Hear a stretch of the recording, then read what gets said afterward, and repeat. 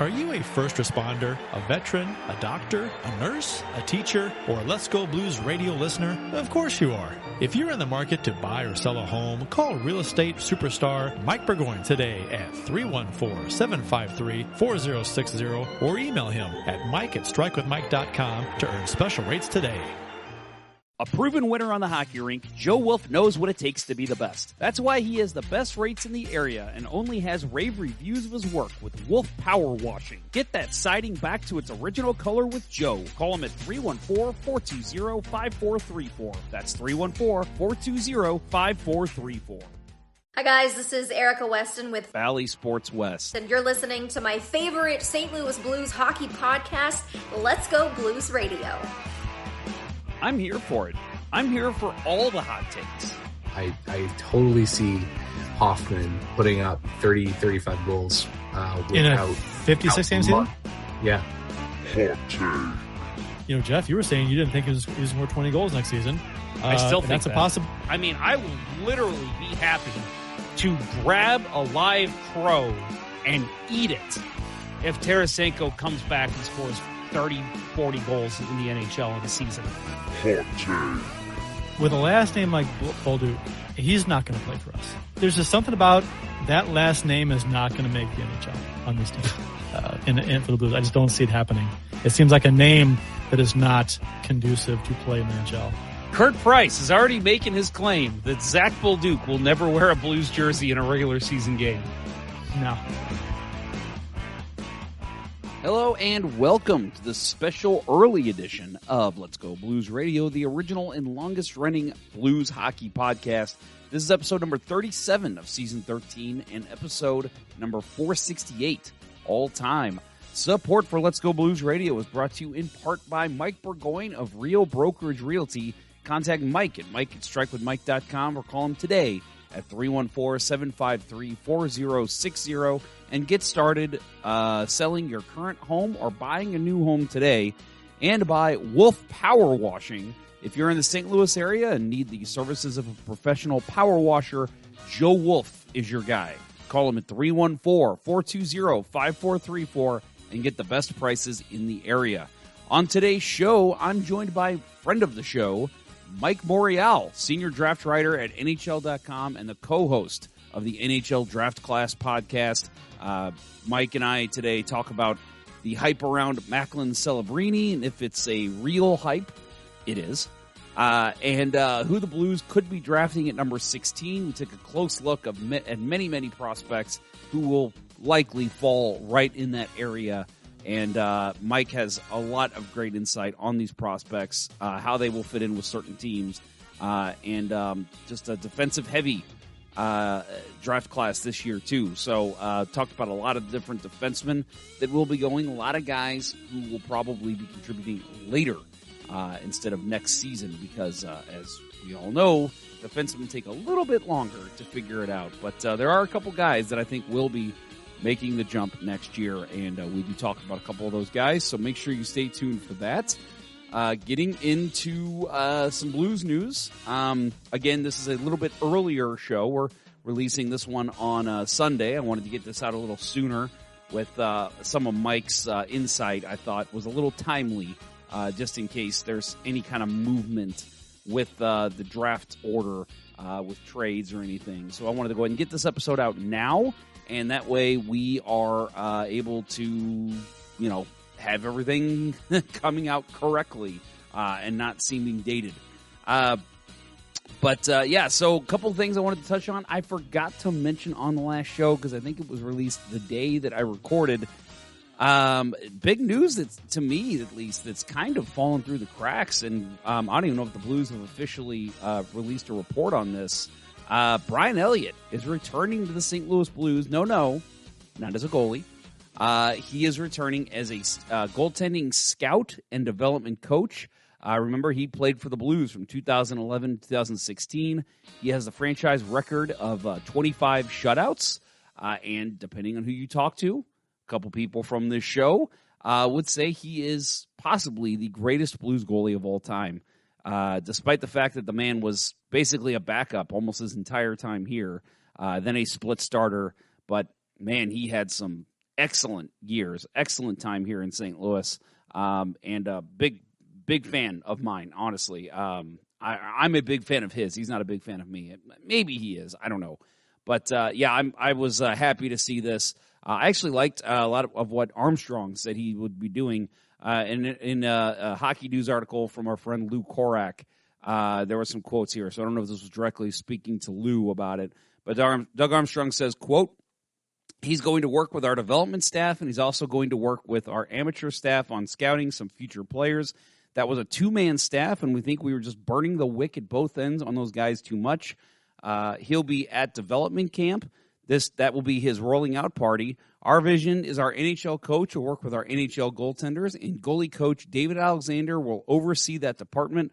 Our American League coach will then work with any NHL goalie under contract. So in the East Coast League or the American League, and Els will work with any drafted goalies that we don't have in development, and then also help our amateur scouts via video and going out and watching some goalies to assess future drafts. So it's a combination job. This sounds like the Blues have really realized there's maybe some gaps in their scouting and maybe even in their development coaching. So they're trying to address that. And for those that remember or heard any things about the Blues when Elliott was here, he was a team guy. He worked hard. He was always working out, before games. Never took a day off. Skated in a lot of the optional skates, even if he was the starter the next night or whatever. So a guy that really does live on the ice hockey rink. Armstrong also said in that article, it was interesting, that he was basically living in Wisconsin, raising his family, and boredom set in, and he wanted to get back on the rink. And, can't blame him. The dude didn't play last season in the NHL. Also interesting, he is not officially retired from the NHL, so I guess maybe if there's an injury or something comes up somewhere, maybe he's still making himself available to play. But exciting to have him back here with the St. Louis Blues. Again, I'm a big fan of his, and my period in the Blues locker room and the media was largely in Brian Elliott's time here, and I was always such a big fan of his. I thought he was just such a consummate professional, and I think he's an excellent choice to come back and do some coaching, and obviously he knows his stuff. So it'll be interesting to see how involved he is with the scouting, and if the Blues start scouting and drafting more goaltenders over the years. So welcome back, Kid Els, Moose, as some people call him. We all call him different names, right? But Brian Elliott, happy that you're back in kind of in a Blues jersey, but in a Blues role. Other news, the Blues did announce their 2024 preseason schedule, as well as the whole NHL did. Couple quick dates. September 21st at Dallas, September 22nd at the Utah Hockey Club, but that will be played in Des Moines, Iowa.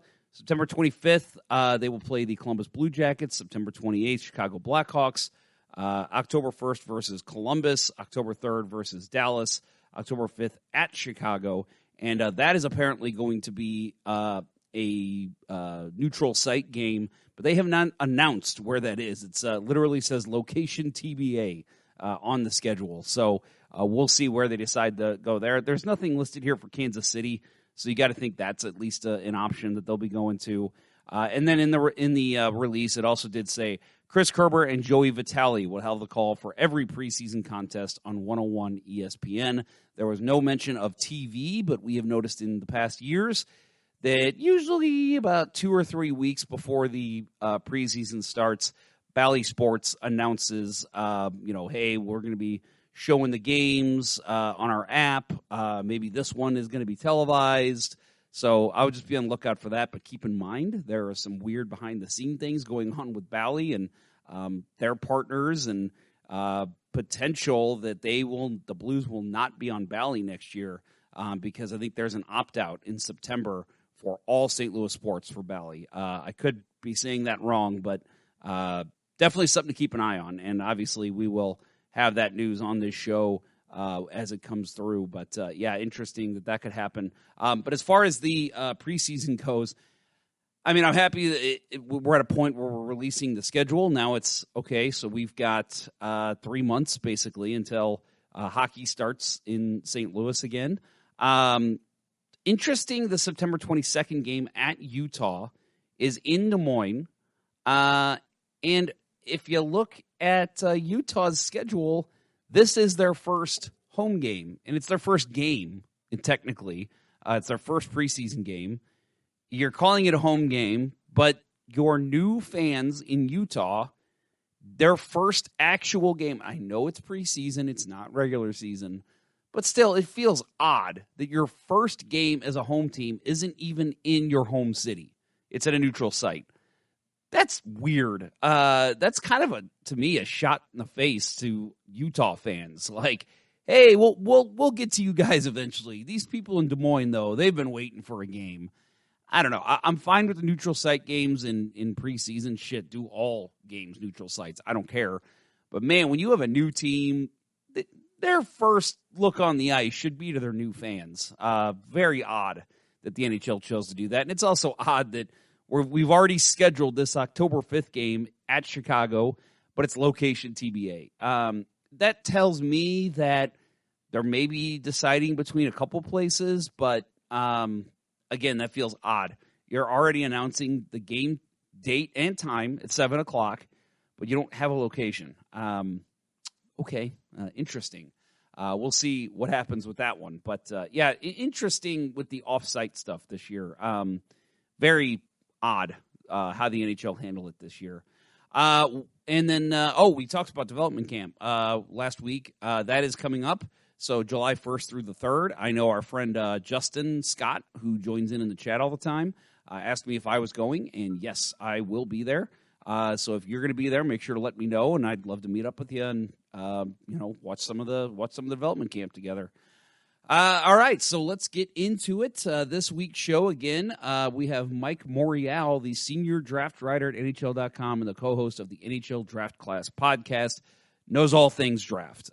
Very, very intelligent guy when it comes to all of this knowledge that you'll see with you see all the rundown of the players when they actually have the draft, and on the TV coverage, it's this guy played here and had this many goals and this type of player, and Mike could do that job. I don't know if he'd want to, but he has all that knowledge. He can speak to what type of player this guy is, where he fits into a lineup.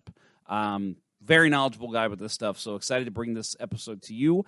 So when we get back from break, you will hear from Mike Morreale. This is Let's Go Blues Radio. We'll return after these messages.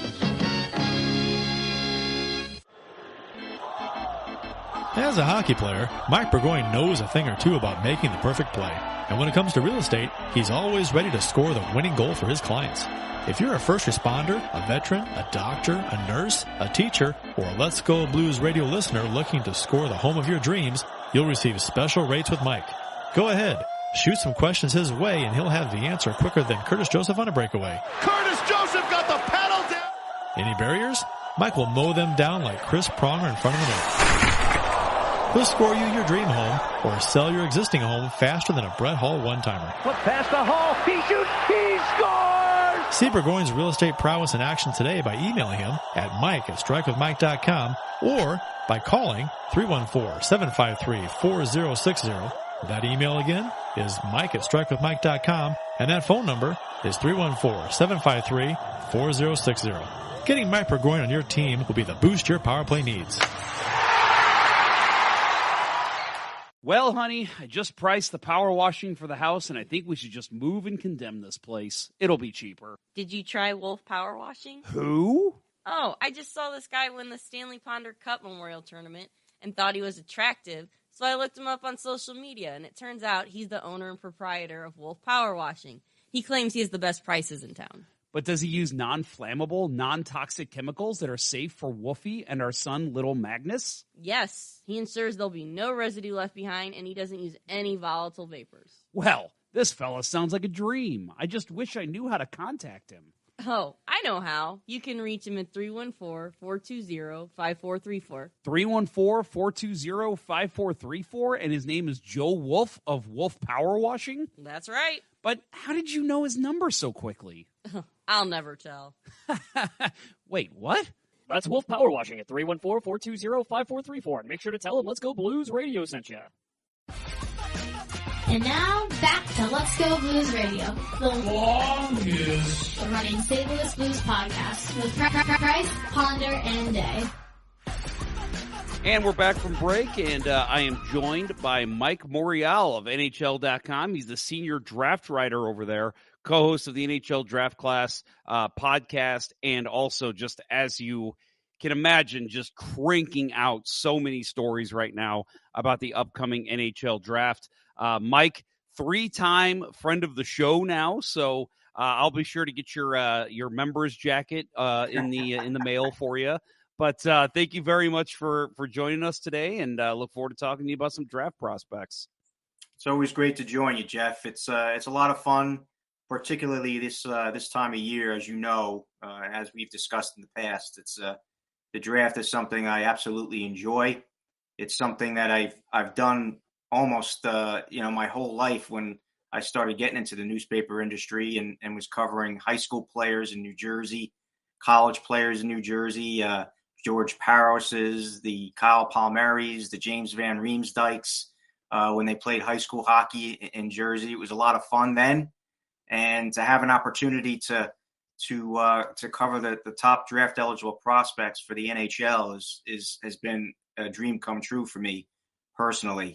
To see Connor McDavid, coming up through Erie, or Connor Bedard coming up through Regina, and seeing them, in the early stages of their careers before they hit the NHL, and now we know that the superstars they've become. So it's fun. It's a lot of work, as you know. It's a lot of work, but it's absolutely so enjoyable for me, and something I would I wouldn't pass up for anything else in the world. Yep. Yeah. When I was in the media, that was something I tried to kind of make more my niche. Was I'm going to learn the draft, and I'm going to get to know these prospects, and try to have them on the radio, and do everything I can to try and get to know these guys better, and be able to be more of a source for people. My Lord, there's just so many players coming through that it's just like every year it's like, okay, that draft's over. Now it's time to start working on the draft for next year and getting to know these players and understand what they are, what type of players they'll be. And as you know, a lot of it sometimes just a crapshoot. You really think this guy is going to be grade A, top NHL quality, but then his game just doesn't translate to the NHL. So there's just so much that goes into understanding the draft and understanding the prospects that it's a lot of work goes into it. There is a lot of work goes into it. That's why, as often as I can, Jeff, I always want to credit the scouts who put in the time, the effort, and the mileage to go see these prospects, no matter where they are. Obviously, I deal a lot with NHL Central Scouting, which is the base scouting bureau for the National Hockey League. And I tell you that the relationship I have with that bureau and the fellows that go through the hard times and the work and the travel has been great. They're so kind to us, so kind to myself and my colleague, Adam Kimmelman, who also does a lot of prospect coverage for us and is the co-host of the NHL Draft Class, as you discussed earlier. But the thing about the prospects, too, that I love, Jeff, is the fact that it's a whole new crop every year, a whole different voice, per se, of young players that want to play and be a star in the National Hockey League. So everyone has a different story. So while covering the NHL is also very, very cool, and I do a lot of that covering the Devils here at home base in Jersey, it's also nice to have different storylines entering each draft. Someone born in a different country. For instance, just off the top of my head here, it appears as though Norway could have 2 players going in the first round, and there could be more Norway-born players chosen in the first round than Sweden-born players for the first. I couldn't even count on anything when that might have happened in the past. But it just goes to show you that there's a new core of prospects coming through every year. They have their own set of talents, their own stories to tell. That's what makes the combine so interesting. But it certainly is. It certainly is a joy to talk to these kids and learn more about them. Man, you mentioned it. Norway. We'll talk about one of the players, possibly at least one coming out of it. But one that stands out to me, and we'll talk about him as well, is you got a player right now that's probably going to be picked number 2, maybe number 3, who's from Belarus. And we talk on the show all the time.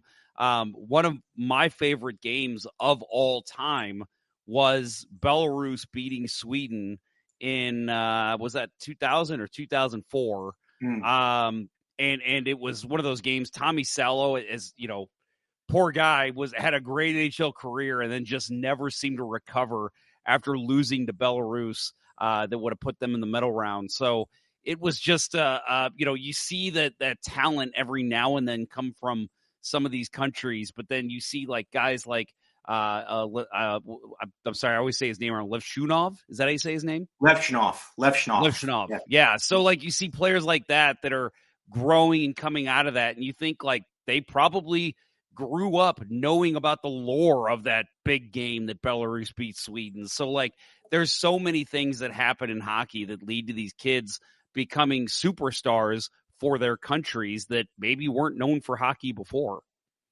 And he takes great pride in that, Jeff. I spoke to Levshunov on 5 or 6 occasions this year, watched him play an awful lot at Michigan State. He came over to the United States in 2022 to play for Green Bay in the United States Hockey League, and he hasn't been home since. So he keeps in contact with his mom and his brother, via whether it be Skype or FaceTime or whatever, social media app you might have on the phone at the time. But here's a player that's dedicated. And usually those players coming from overseas have to have that dedication to stick here and learn the game, learn the North American game, see what it's all about. But Levshunov is one of those players that has done that from Zlobin, Belarus, as you mentioned, freshman at Michigan State this year. And yes, I had him go number 2 in my mock draft to the Chicago Blackhawks. Obviously, Chicago, had their big draft forward last year in Bedard, and I think now they need a pillar on the back end. And I think Levshunov is that guy. This draft is top heavy with defensemen, Jeff. There's no doubt about it. Levshunov's a righty. I think if I were to have an NHL comparable, probably be Aaron Ekblad. I like, his game along the blue line. I call him a tweener because we see a lot more offensive type defensemen in the game today, and scouts and GMs and fans love that, right? It's the quick pace. It's the push. How fast can you get the puck up ice? Can this particular defenseman provide more offense with goal scoring, getting pucks to the net for rebounds? And then a dying breed almost, Jeff. It's like, where are the defensive defensemen that we, in years past, old school hockey, guys that would stand up in the slot or maybe make a big play in the corner. And I think Levshunov has both those tendencies. He can be that defensive defenseman if you need be, and he's improving that offensive game that we saw at Michigan State under the coaching of Adam Nightingale. Did an extraordinary job with Michigan State this year. But I like Levshunov, smooth skating guy, good high-end puck skills, and that's why I had him going number 2. And that's a great example. Another guy coming overseas, wanting to get it done. His dream is to play in the NHL, and that's all he says. I asked him, I says, by the way, what's your major at Michigan State? And he looked at, he says, my major is hockey. That's my major. But yeah, Levshunov, an exceptional player. I would expect him to go at least top 3 in this draft somewhere. Man, I didn't realize that was a possibility. If I would have known that, I would have gone to Michigan State. I'd love to major. Yeah, right? Yeah. That's fantastic. You mentioned a couple defensemen. You got him. You've got Sam Dickinson, who's a player that really excites me when I look at the type of player he might be. He's 18. He's already 6'3", 194 pounds, out of London. There's, I mean, and you mentioned there's a couple more guys we could talk about here, but defensemen are always interesting to me, you know, and Blues fans know better than anyone with the Erik Johnson draft in 2006. You know, it was, I remember after the draft, fans were excited, like, oh, let's see him next year. And he said, no, I want to go back to college. I want to hone my game a little bit more and then come to the NHL. Fans are upset about that, but it was like, I actually appreciated that. I'm like, good. Like, hone your game, hone your skills. Say what you want about Erik Johnson as a number one pick. Dude's still playing in the NHL, shows that he has got longevity in this league. So for a defenseman, how much harder is it for them to step into the NHL game at a young age? It's extremely hard. And in fact, it's the timing is impeccable there, Jeff, because I just had to, we did a roundtable on NHL.com. You know, each of the writers had to pick a particular player for the awards that will be coming out when we head over to Vegas next week. And one of the awards I was assigned to do, one of the players of the awards was the Calder Trophy, and obviously Luke Hughes is among those finalists. Obviously, along with Connor Bedard and Minnesota Wild defenseman over there too as well. So I think with Luke Hughes, and I'll use him as an example, you know, here's a player that had to step into a Devils lineup. At the time, had a Dougie Hamilton back there, obviously coming off his second year from the University of Michigan, but stepping into a lineup that obviously needs the type of game that he brings, he provides. He's a big player, likes that transition, can play that defensive style if you need be. But once Dougie Hamilton went out after not even a quarter of the season in, Luke Hughes was tasked with playing top power play minutes, being the quarterback on the power play. And it was a struggle for him defensively. And here's a kid that obviously grew and learned a lot at the University of Michigan, but it's a very tough position to teach because a lot of it has to be instantaneous and it's spontaneous in what you're doing out there. You have to know what's going on. Obviously, you know, your back is to the wall and you have to make some crunching hits every so often, or you have to have your gap in control and knowing what you're doing as a player out there against particular lines or specific players that they're always trying to learn up on. And obviously watching video plays a big part in that. But in Luke Hughes' case, I mean, obviously he's a finalist for the Calder, so he's obviously doing something right. And, you know, he put up a decent amount of points for the Devils this year, as well as, you know, he created the most turnovers among any rookie this year. And I believe it was over 45 turnovers or takeaways that he had as a Devils defenseman. And this was without the Devils number one in Dougie Hamilton. So I remember talking to Dan McKinnon, the assistant general manager there, and he says it's a real struggle for defensemen early on. You know, those elite guys, you know, can maybe step into a lineup and produce and be productive and do the things necessary.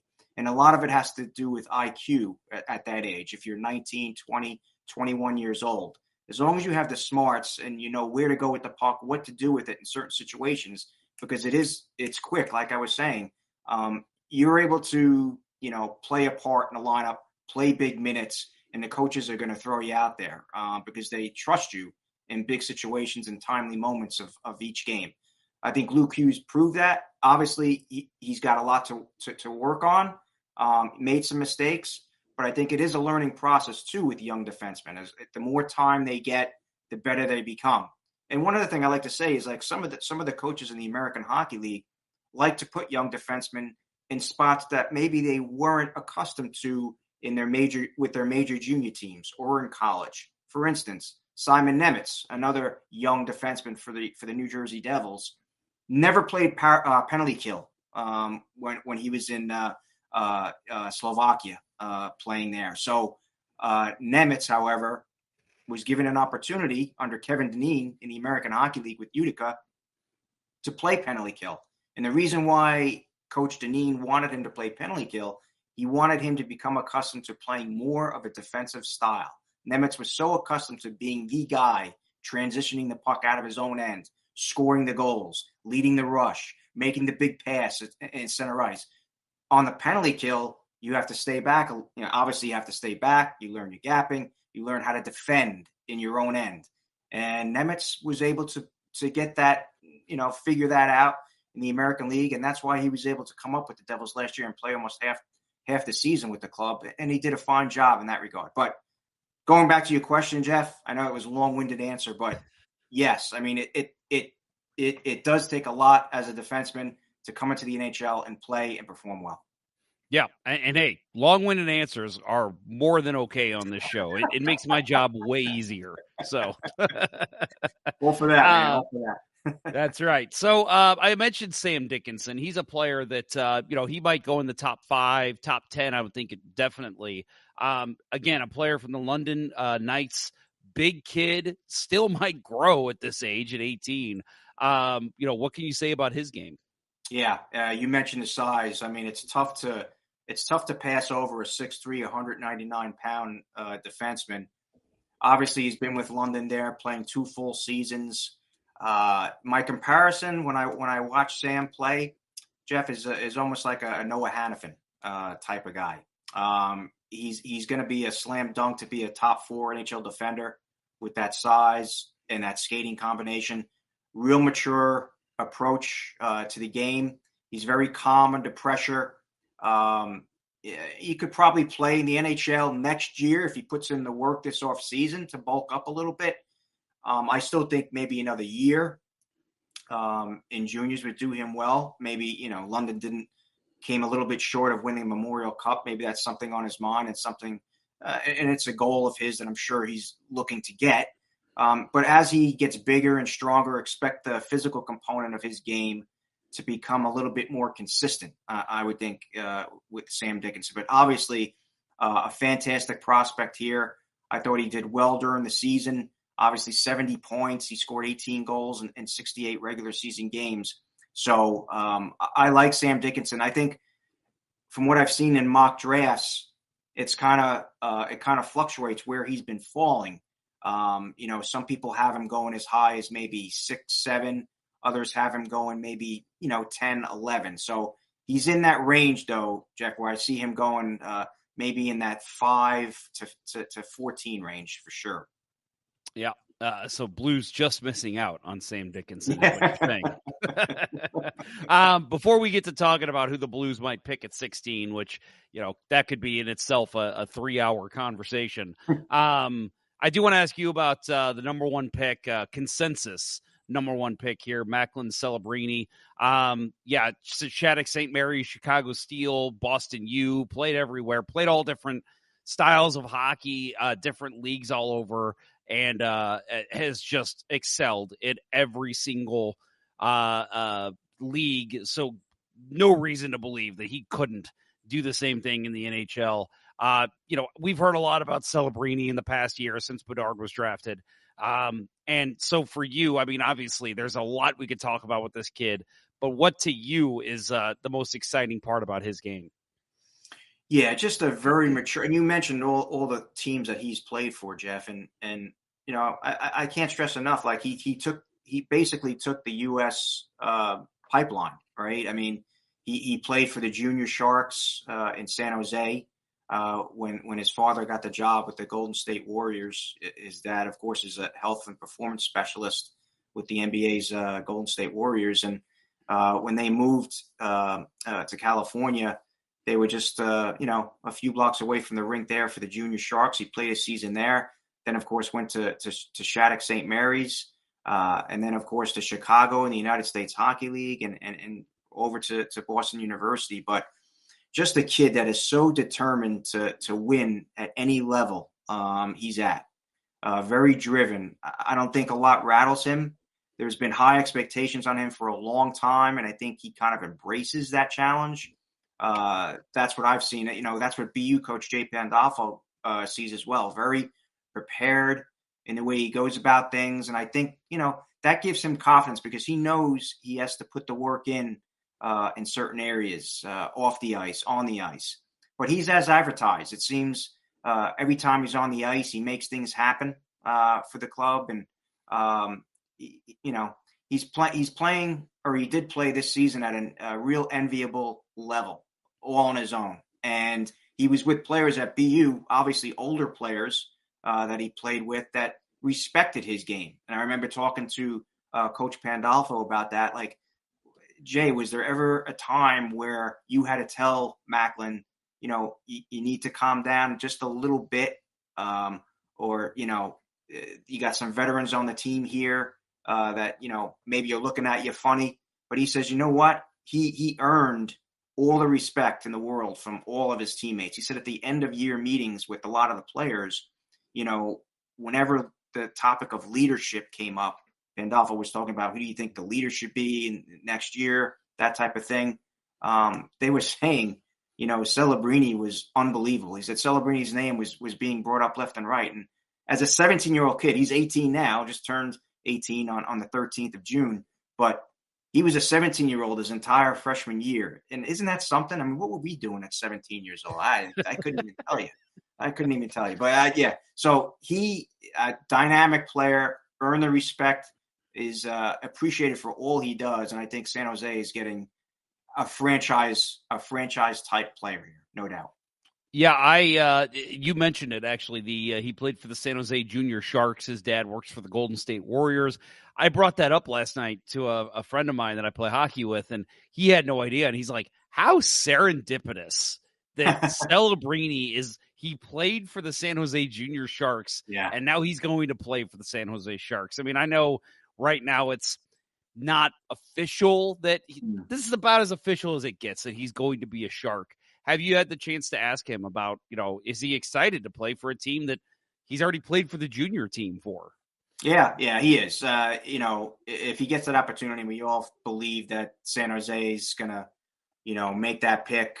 When we talked to Mike Greer at the Combine and director of amateur scouting there as well, Chris Morehouse, you know, they wouldn't say it directly, but when we asked them, can you give us a little of what you like about Celebrini? They just were gushing and couldn't talk enough about the kid. But yeah, I mean, to get an opportunity, and when we asked them, hey, you kind of started your career in the United States, hockey career in San Jose with the youth team there.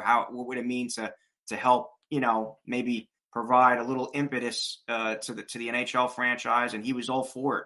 He's all for it. That's great to hear. You want to see that. Obviously, being able to play with his brother Aiden.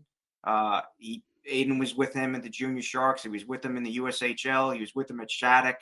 He was a teammate of his at Boston University too. Now that's going to end. Real happy that, you know, San Jose might have an opportunity to select him, and he'd be all for it. And obviously, San Jose, we know, you know, needs some elite talent over there. They need some star power, and Celebrini is probably just a player to get them started there. Playmaker with a kid like Eklund there who can just fire the puck. Look out, San Jose. I mean, they had a little bit of a rebuild there, and I think they're a couple of years away. But man, they've got some star power coming up in San Jose. Just scary stuff for fans of the Pacific Division. Yeah, they just they just signed Will Smith as well from college at BC. So Will Smith is another dynamic forward. And there's a reason why they signed Will Smith, because I think you can anticipate Macklin Celebrini being the number one overall pick and possibly playing for the Sharks next year. Now, there's been some talk, right, Jeff? And I'm sure you've seen this, that people are asking him, are you going to return to BU? There's a lot of unfinished business there. They didn't, you know, they fell short of the Bean Pot. They fell short of the Hockey East tournament. They fell short in the Frozen Four. So there's a little impetus there too. There's some impetus in becoming a little bit more of a physical player, building up the body a little bit more, which all young players need to do before they reach the NHL level. It's obviously a prerequisite. You need to be big, strong to play against these players. So, I mean, there's some things there that maybe people will say, well, maybe another year in college would do Macklin well. But no doubt about it, from what I've seen, from what I've watched, Macklin Celebrini is NHL ready. Yeah, that's good to hear. And it's funny because, you know, here in St. Louis, the talk of Jimmy Snuggerud deciding to go back to school after what happened last year. His team lost on a fluke, and it was like, man, he just wants to, and he said something about how he wants to go back and he has unfinished business. And you got to think, Celebrini, that's in the back of his mind, because let's face it, San Jose's not going to win a Stanley Cup next year. You can take another year and be fine with, I'm going to go back to school and I'm going to win everything for Boston U. And then I'll come back and I'll be even better for San Jose. So I think there is something to that with players, that having that unfinished business that they want to get to. And I don't know. I'm probably one of the few people who celebrate kids who do that. I know a lot of fans, especially in San Jose, want something to cheer for, and I get that. But for me, it's like, man, let the kid get the unfinished business. It's gone. It's not in the back of his mind anymore, what could have been.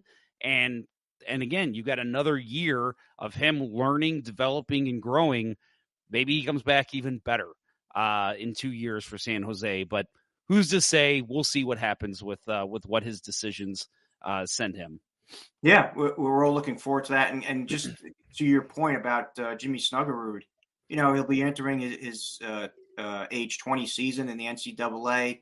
And I think it's going to be interesting to see what he does in year 3, right? If what now has been, I think it's a little over 84 points and 42 goals and about 80 college games in his career. So if he grows to, build upon that 6'2" frame this summer, I think he'll be the ideal size. He'll have the ideal weight. He'll have the strength to match what is already an incredible skill set. So I'm with you, Jeff. I applaud Jimmy Snuggerud for making the decision and coming out early to letting the Blues know, this is what I want to do. And believe me, when he didn't come out and say this, but you kind of get the feeling he's like, after this third season, I'll be ready to go. And I'm going to be the player that you guys need me to be to get back to the playoffs. So applaud Jimmy Snuggerud. And yeah, we'll see what Celebrini does. It's going to be interesting after he's taken. Yeah, and I think for the Blues too, and because we're going to get to the Blues here, who they might pick at 16, but I think for the Blues too, it's exciting because, you got a couple guys that came up this past season, Bolduc and Dean. Next year, there's a good chance Dalibor Dvorsky comes in. And so, how many rookies can you really have on your roster at once? So it's, for me, I'm like, I actually applaud it from the Blues side too, because, you're going to be focused on those other 3 coming in and playing forward. And excuse me. And then next year you got this sensational rookie in Snuggerud coming in. So I think it just creates more excitement around the team for the next couple seasons. Love Bolduc. Definitely one player to keep an eye on in September following, a full off season of training. I think there's a chance he returns in 24-25 and gives fans a solid uptick in production after what, were serviceable stints at both the NHL and AHL levels last year. And I'm with you, center Zach Dean was one player, I was excited to see get his first taste of NHL experience this year. And I think he's probably one of 2 front runners in the prospect pool to end up with the big club for all of 24-25, along with Bolduc. So Otto Stenberg is another one, right, Jeff? In the pipeline, I'm excited to see him. And you mentioned Dalibor Dvorsky, real versatile player, can play center, wing, but there's still too much established talent in my eyes on the Blues for him to seriously compete for a spot this fall. Now, no doubt he might contribute in training camp and do those things. Maybe he'll even play a few games to start the season. But I think Dvorsky is in a good place right now with his development. So Blues are in a good place, believe me, and this draft's only going to help. Oh yeah. They've actually got a fair amount of picks too. People like to just look at the first round.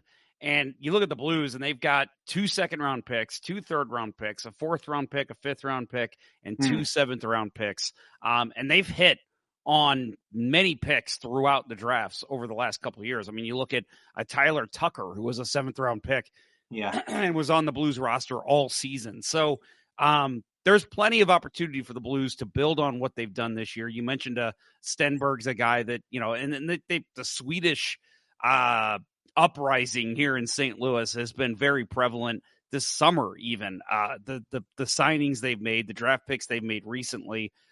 So it should be interesting to see where some of these guys, Lindstein's another one that comes to mind, of guys that the Blues have taken recently that really could step in. And I agree with you. I think a couple of these guys are a little, maybe a year or two off. But, these guys are going to be coming in for development camp, training camp. It'll be very exciting to see what these guys can do at a higher NHL level. Yeah, absolutely. That's what you want. That's what you want to see. And, you see some organizations in the league that are patient with their prospects. They know how to groom them, how to marinate them in the pipeline. The Blues are one of those organizations. I think, Armstrong's done a good job with that and making sure that these prospects are NHL ready once they reach the NHL. Because I've said this all along, Jeff, and I know you agree. It's like, when they reach the NHL, there are going to be some moments where, they're going to have that deer in the headlight type of look about them. But the NHL is not a development league. I mean, you have to know exactly what you're doing when you need to do it. So if you need to develop, you'll stay in the AHL or major junior, wherever you need to be to gain those extra minutes. Otherwise, you're probably not getting the minutes you would want to kind of further along, your development in the NHL, because it's just not, that's just not the type of league it is. They are there to win, and they're there to win a Stanley Cup. That's right.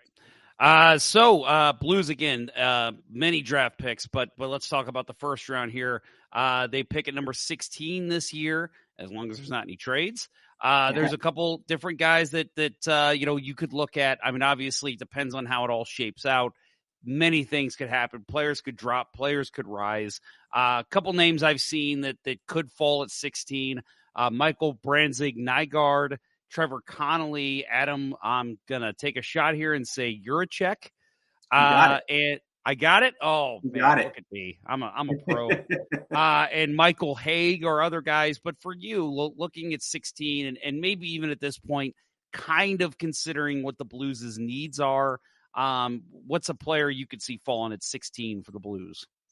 And by the way, Adam Juracek, who you mentioned there, is the brother of David Juracek, the defenseman that was taken by the Columbus Blue Jackets. There you go. A couple of years ago. So David Juracek played his first full season with Columbus this year. Obviously it was a team that struggled this year, but there's obviously real good promise for David with Columbus, and Adam is one of those players that hopes to follow suit. But you mentioned Michael Branzig-Nygaard, Jeff. Hey, maybe the Blues go back to Sweden after taking 3 first-round picks from the country in 23, right? You mentioned Dvorsky, Stenberg, Lindstein.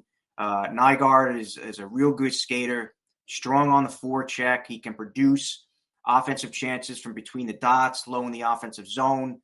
Led Norway with 3 goals in 7 games at the World Championship this year. And has decent size at 6'1", 207. So he played in Sweden's 2nd division this year. Real hardworking two-way player. I think that's an option for St. Louis. A kid that would be nice to see him there, and I think if he did drop, the Blues would snap him up in a heartbeat. From Oshawa, right wing Beckett Seneke from the Ontario League. Real nice combination of size, strength. He brings a real heavy shot. Plays a 200-foot game, solid work ethic. He's right-handed and plays, his natural right side. 68 points last year, 7 power play goals. I like Seneke. I just don't think he's going to last 16, but there's always that possibility when you consider the international players that are going to be selected in here. And some of these North Americans drop. But Seneke, good size, too, 6'3", 182. So Cole Yzerman is another interesting slot here. Cole Yzerman, of course, plays for the USA Hockey's National Team Development Program. U18 team, goes about 6 foot, 197. To me, Jeff, Cole Yzerman has the best shot of this draft class. I think you have Cole Yzerman. I think T.J. Ginla would be in that discussion as well. But Yzerman, to me, best shot of the draft class. But the only issue here is it just a sensational shot? Scouts seem to be torn on that issue. Some say he can become, more of a threat as a playmaker and be more reliable defensively. And if I can, I'll just share this story. Craig Button of TSN offered me when we got into a discussion with Cole Yzerman. I think you'll find it really, really enlightening. So I asked Button about Yzerman, and he told me, he took me back to the 1977 NHL draft when his father, Jack Button, was running NHL Central Scouting, and Bill Torrey was general manager of the New York Islanders. So Mike Bossy was playing for Laval in the Quebec Major Junior Hockey League, and all he did was score 70-plus goals every year. But there was all this talk about how all he did was score, and he couldn't play defense. He wasn't tough enough. So the draft begins, and Bossy is falling. It comes to the number 15 pick. That's where the Islanders are selecting. So Torrey walks over to Jack Button, who knew the Bossy family well, and asked him, he says, is there anything wrong with Mike Bossy? And Jack Button said, no, not a damn thing is wrong with Mike Bossy. So Bill Torrey went back to Islanders coach Al Arbor at the time and said, we're debating between two players here, Al. We've got this big, strong, powerful wing who might be a 20-goal scorer in the NHL. And then we got Mike Bossy, who all he does is just fill the net. But his defense isn't very good. So Arbor said, I can teach the goal scorer how to play defense. I can't teach the other guy how to score. So there you go. The Islanders take Mike Bossy, and the rest is history. So that was a fantastic story that Craig told me. So I love sharing that one because this is just a pure example of Cole Yzerman. And, he really improved, to me, his defensive game over the second half of the season. Some scouts and some other people may think otherwise, but if he's there, I don't think he's going to fall, but there's always that possibility again. But if he's there for St. Louis, I think that's going to be interesting. And Button, by the way, thinks that Yzerman is a top 10 pick. So you mentioned Michael Hage from Chicago, USHL, 6 foot, 188 pounds, has a little bit of a physical edge in his game. Real impressed with his ability to take over games late in the season. Sasha Brover from Muskegon in the United States Hockey League. Scouts really like the way he improved his skating this season. Is a real good goal scorer. Plays a 200-foot game. So I like what Brover was able to bring. Trevor Conley, you mentioned him, Jeff, earlier. Tri-City, the left wing there. Was second in the USHL with 78 points in 52 games, had 9 points in 7 games to help the United States win silver at the U18s this year. Goes about 6'1", 160, real game-breaking talent here.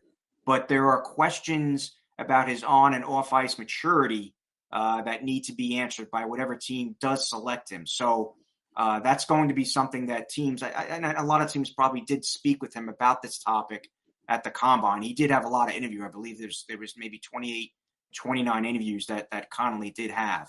And then finally, I just have to mention, Stian Solberg, the Norwegian there.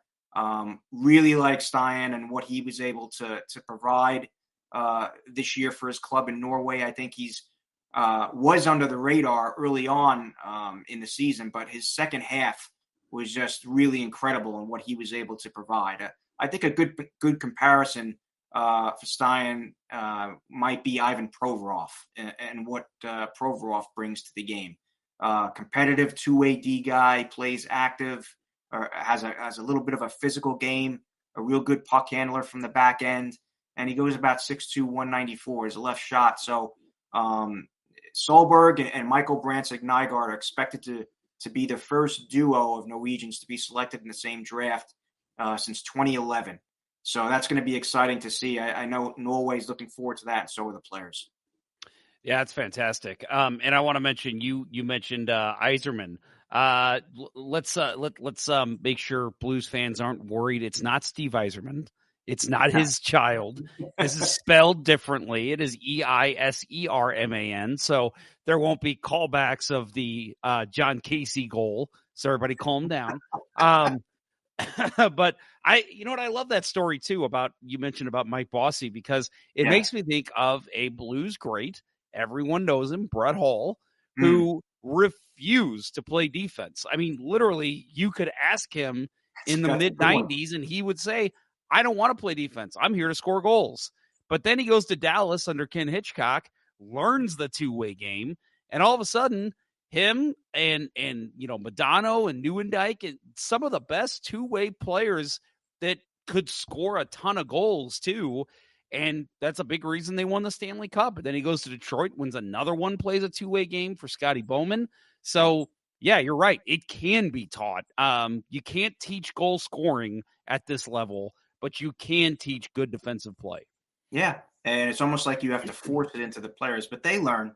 Jack Hughes is learning that, Jeff, for the Devils. I can tell you that much because early on when he entered the league from the NTDP, got to the Devils, I think he thought he was good enough to go end-to-end on every rush he did, and that's just not going to work out.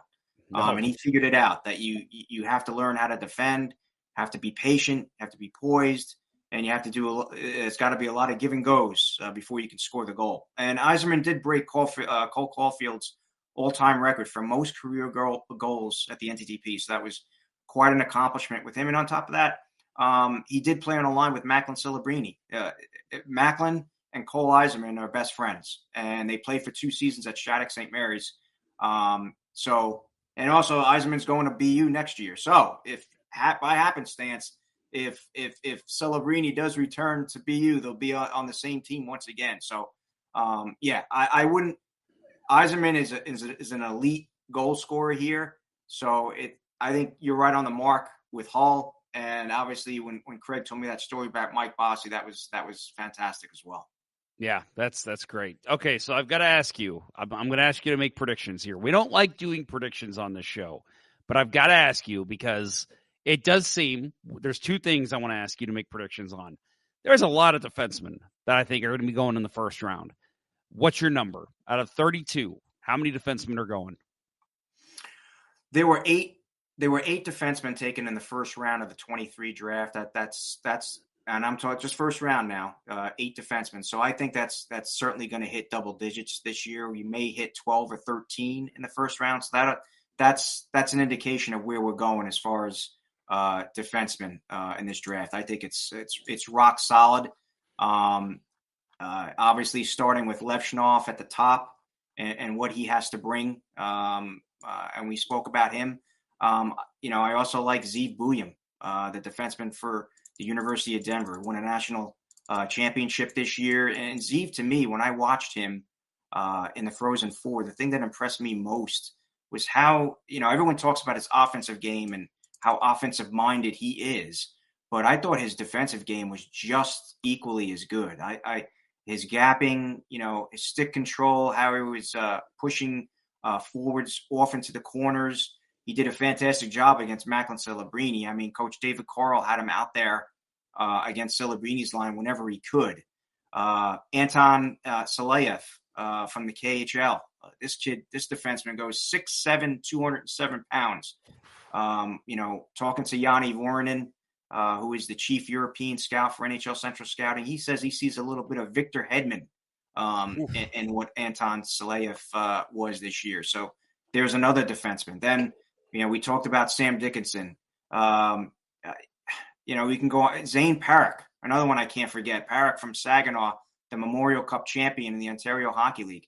Right-handed shot, goes about 6 foot, 179. I always have, and I'm privileged, Jeff, to go to NHL Central Scouting's final meetings in April. And they let me just sit in just to listen. I can't report anything. I can't tweet anything. I'm just there to listen. Believe me, it's just enjoyable just to listen to what the scouts have to say about particular players. And when they got to Zane Parik, Dan Marr, the director of NHL Central Scouting, asked the 8 full-time scouts that were present, give me the name of a current NHL player or maybe a past NHL player that you would compare Parik to. And believe me when I say every one of those scouts compared him to a Norris Trophy winner or someone that ultimately will win a Norris Trophy, like a Quinn Hughes. The most popular comparison was Erik Karlsson for Zane Parik. So an elite creative defender. And the term high risk, high reward applies to Zane Parik because the ceiling on this kid is unbelievable. And we are talking Cale McCarrish-like. I think there have been questions about his defending and how good he will be at the next level. But Parik is a player to me that's going to need some, he'll play a few more years, maybe 1-2 more years in major junior before he gets to that pro level, whether it be AHL or NHL. But you're hitting a home run here no matter where you pick Zane Parik. I like what he has to offer. And he'll be an exceptional pro. And one more I'd like to say is Carter Yakimchuk from Calgary, the hitman in the WHL, another fine defenseman. I compared him to, I got him on my list here as like an Evan Bouchard type of guy, big, mobile, active D guy. So there you have like a handful of defensemen that I think, to me, Jeff, could go top 15 in this draft. So real strong year for defense, no doubt. Yep. Other one is that we've talked about a little bit is Norwegian descent players. So what's your pick? 32 picks in the first round. How many Norwegians will go?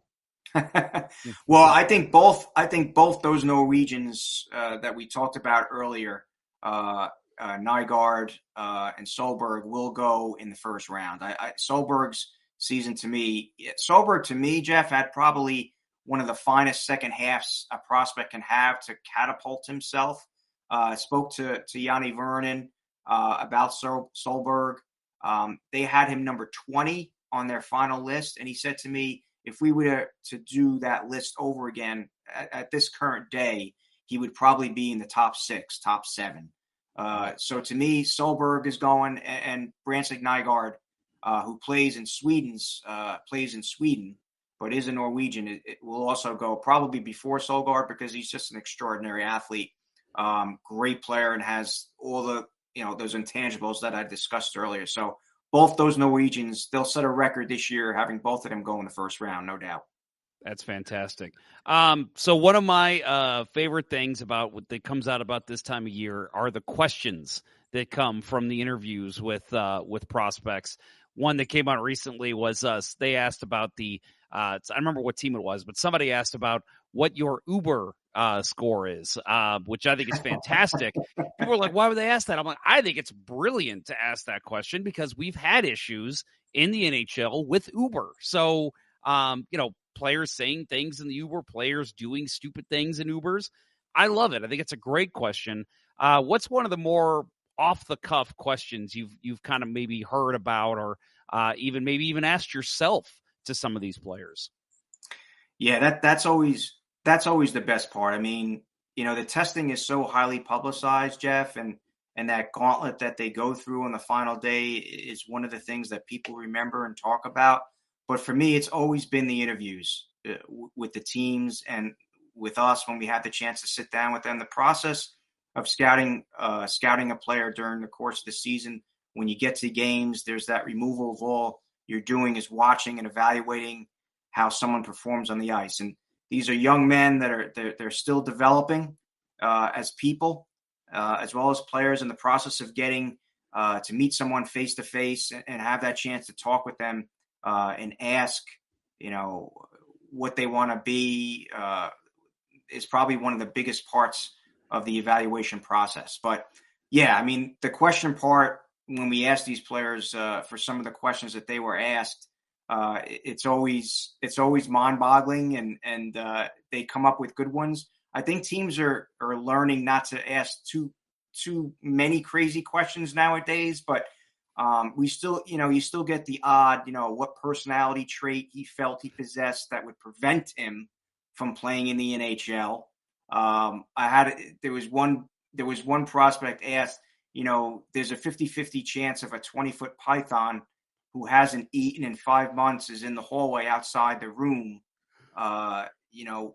Which one is going out there if there's 3 people, including yourself, in the room? I mean, this is the kind of stuff. This is the kind of stuff they get. And I thought one of the more interesting questions too.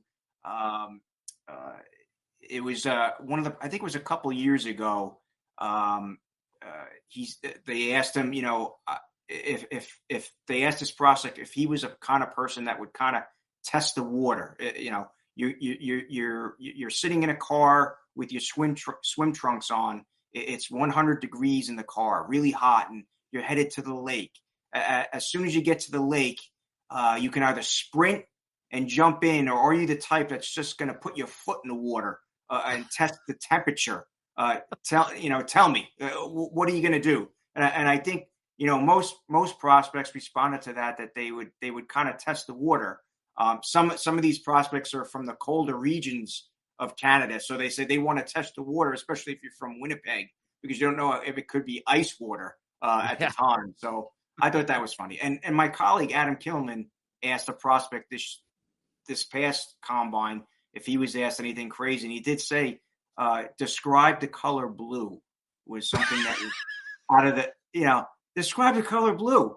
So I said, well, how did he respond to that? And he's like, well, the color of the ocean or the sky in the clouds.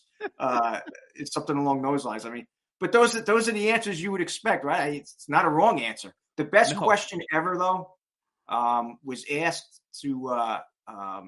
asked by Dr. Amy Kimball. She's a peak performance specialist. She's worked for the Stanley Cup champion Pittsburgh Penguins in their day.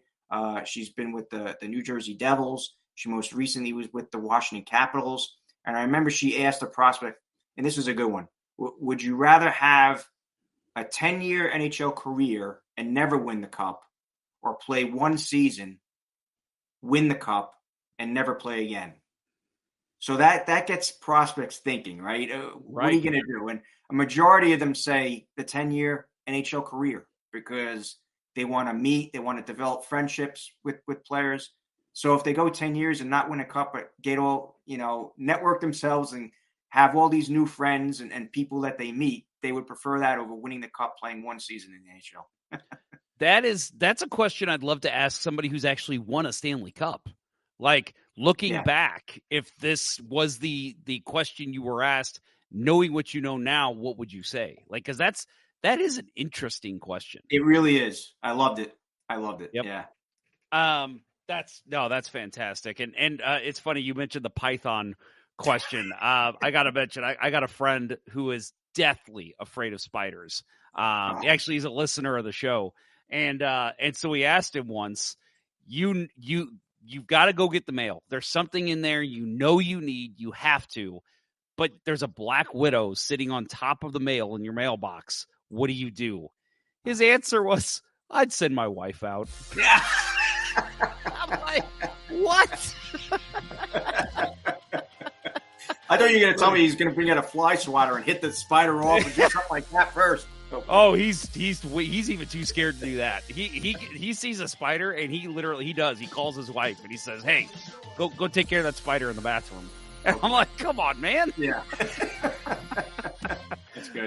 Mike, always fun having you on the show. Always appreciate you coming on.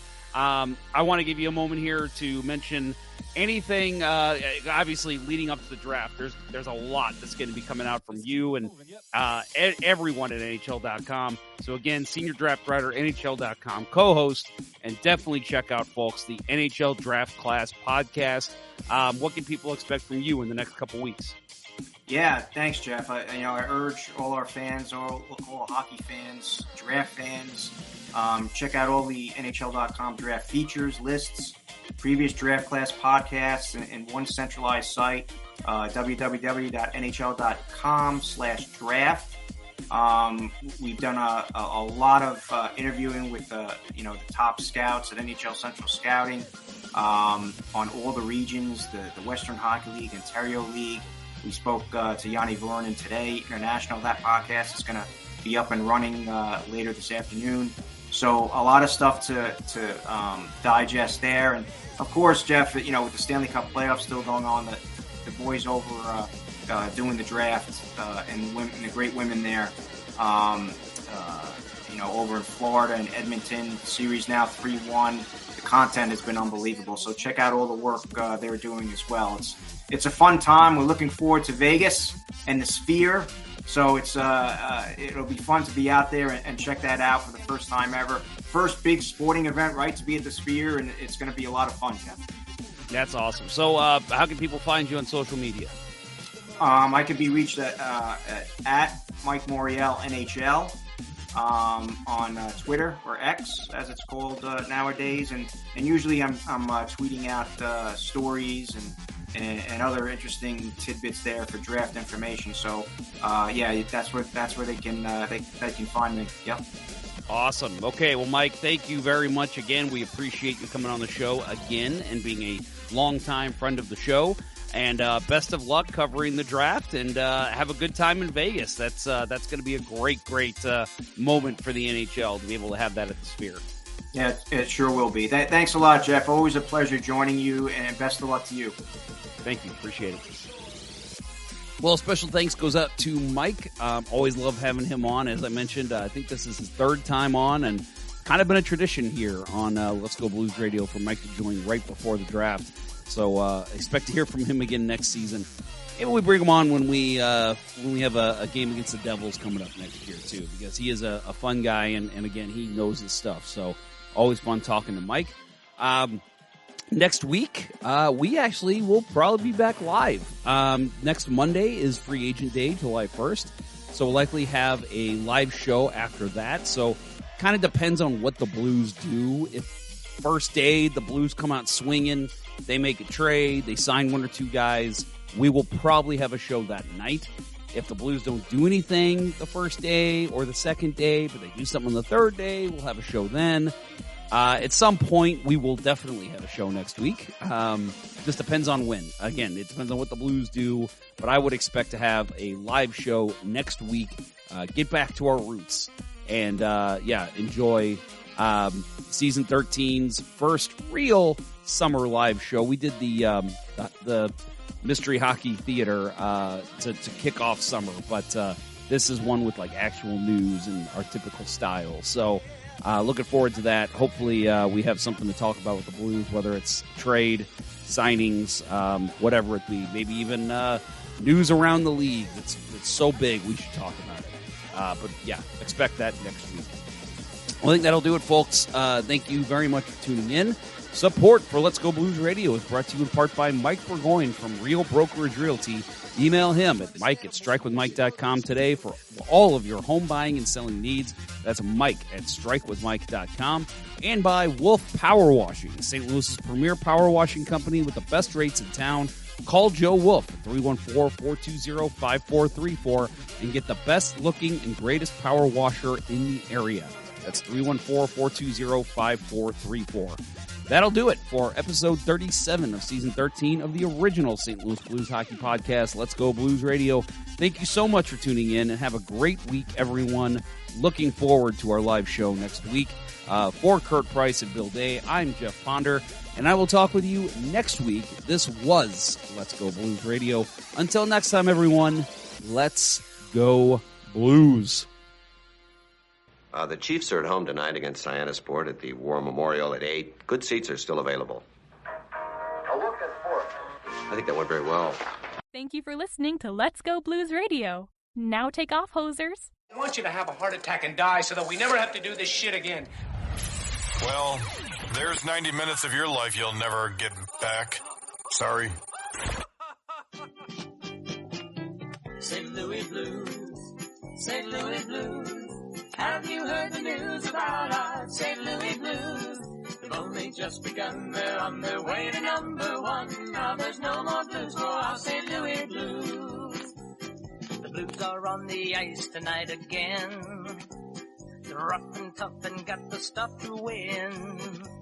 They'll always get one more, no matter what the score. They are quite a hockey team, my friend.